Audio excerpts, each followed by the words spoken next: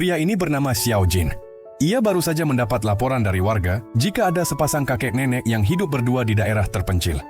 Ternyata nenek itu baru saja keluar dari rumah sakit akibat ia terpleset saat sedang buang air kecil di belakang sumur yang jauh dari rumahnya.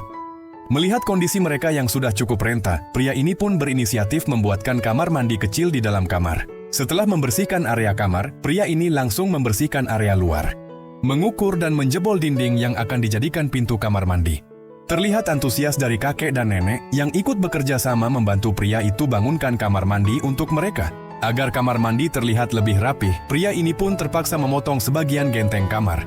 Keesokan harinya pria ini pergi ke kota untuk memesan batu bata serta pasir. Melihat kondisi jalan yang sempit, pria ini pun terpaksa mengangkut bata menggunakan motor. Bahkan ia harus terjatuh dan alami luka di lututnya demi mengangkut semua bata itu sampai ke rumah. Namun tekad yang sudah bulat tak urungkan niat baiknya untuk segera bangunkan kamar mandi itu. Perlahan-lahan ia pun mulai membangun pondasi menggunakan batu bata. Agar lantai nantinya padat, tak lupa pria ini juga menimbunnya menggunakan tanah. Pasangkan batu bata hingga dinding kamar mandi terbangun. Tak ingin terbebani oleh pemuda ini, nenek pun berikan simpanan emas miliknya. Namun pria ini menolak dan meminta agar nenek menyimpannya kembali.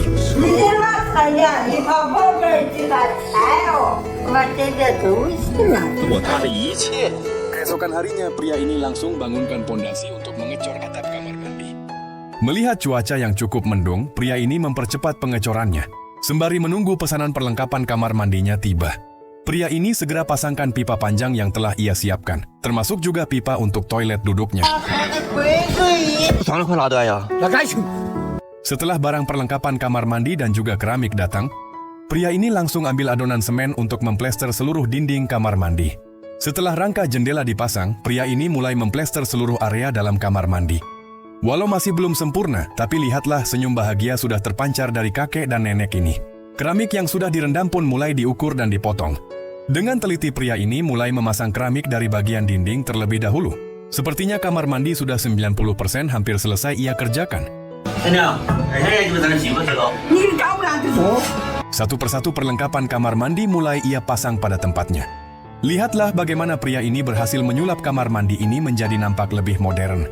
Tampak senyum bahagia pun terpancar dari raut wajah mereka. Dari kakek dan nenek ini kita belajar bahwa kebaikan tidak hanya datang dari orang terdekat. Dan semoga video ini dapat menjadi inspirasi bagi kita semua.